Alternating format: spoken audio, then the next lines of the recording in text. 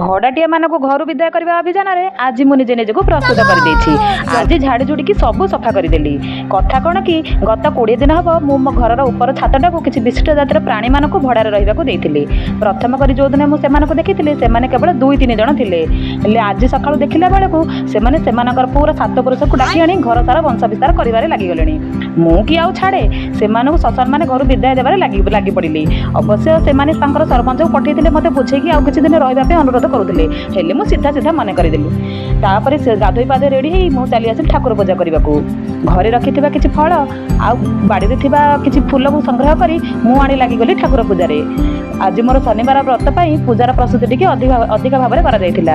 ପୂଜା ସାରି ନିଜର ଆଉ ଜଗତର ମଙ୍ଗଳ କାମନା କରି ମୁଁ ଚାଲିଲି ପେଟ ପୂଜାର ପ୍ରସ୍ତୁତ କରିବା ପାଇଁ। ଶୁଣିଥିଲି ମ୍ୟାଗି ବନେଇବାକୁ କାଳେ ମାତ୍ର 2 ମିନିଟ୍ ଲାଗେ, ହେଲେ ମୋ ହାତରେ ସେଟା ବି ଅଧ ଘଣ୍ଟା ଲାଗେ। ଆଉ ଏତକ ଖାଇବା ବନେଇବାକୁ ମୋତେ 2 ଘଣ୍ଟା ଲାଗିଗଲା। ତାପରେ ପୁଅ ଆଉ ମୁଁ ଦୁହେଁ ଖାଇଦେଇ ନିଜ କର୍ମରେ ଲାଗି ପଡ଼ିଲୁ। ସୂର୍ଯ୍ୟଙ୍କ ପ୍ରଚଣ୍ଡ ରୂପ ଦେଖି କାଳେ ମୋ କପଡ଼ା ଗୁଡ଼ିକ କଳା ପଡ଼ିଯିବେ ଭାବି ମୁଁ ସେସବୁକୁ ବୋହି ଆଣି ଘରେ ରଖିଥିଲି। ତାପରେ ନିଦ ମାଉସୀ ଘର ଆଡ଼େ ଘେରାଏ ବୁଲି ଆସି ସନ୍ଧ୍ୟାରେ ସନ୍ଧ୍ୟା ଧୂପ ଦେଇ ଘରୁ ବାହାରକୁ ଯାଇ ଦେଖେ ତ ମୋ ଟୁଆଁ ଟୁଇଁ 2 ଜଣ ଧୂଳି ଖେଳରେ ଲାଗିଯାଇଛନ୍ତି।